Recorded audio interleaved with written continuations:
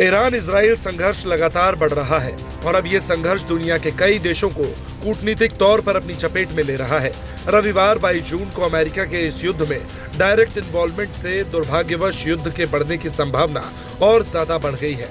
दरअसल 20 जून को अमेरिका ने ईरान के नताजा, फोर्डो और इस्फान परमाणु ठिकानों पर हमला कर उन्हें बुरी तरह से तबाह कर दिया, जिसके बाद से दुनिया में अमेरिका के ईरान पर इस हमले की कड़ी आलोचना हो रही है। इस बीच AIMIM चीफ असदुद्दीन ओवैसी ने ट्रंप की कार्रवाई पर कड़ी निंदा की है और उन्होंने ईरान पर हमले के बाद पाकिस्तान को भी आड़े हाथों लिया है।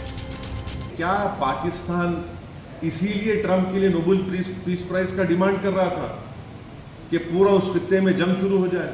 क्या इसीलिए उनके जनरल जाकर लंच खा के आए थे वहां पर कि पूरे इस इलाके में आग लग जाए, जंग शुरू हो जाए वहां पर?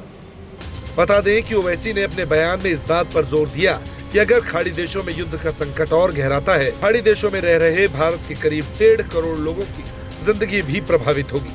सुनिए क्या कहा ओवैसी ने। और अमेरिका के इंटेलिजेंस ने खुद कह दिया कि अब ईरान के पास कुछ नहीं है।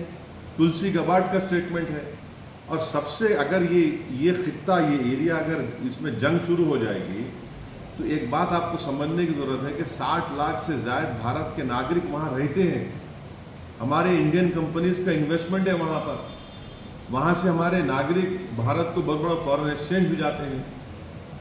अनलाइक नॉर्थ अमेरिका के वहां तो इनकम टैक्स भी नहीं जाता उनसे। बता दें कि ईरान पर अमेरिका के हमले के बाद UNSC यानी संयुक्त राष्ट्र सुरक्षा परिषद की आपातकाल बैठक बुलाई गई। खबर है कि इस दौरान कई देशों ने हमले की आलोचना की है और दोबारा संघर्ष विराम वार्ता शुरू करने का प्रस्ताव भी रखा है।